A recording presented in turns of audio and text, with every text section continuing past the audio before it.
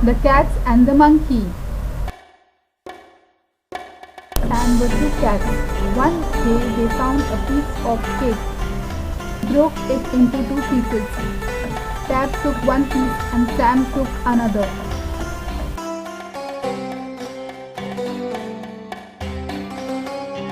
You have a bigger piece, mewed Tab. No, no, yours is bigger, Sam mewed back.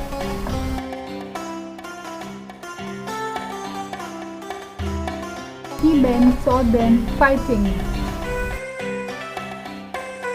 He offered to settle the matter.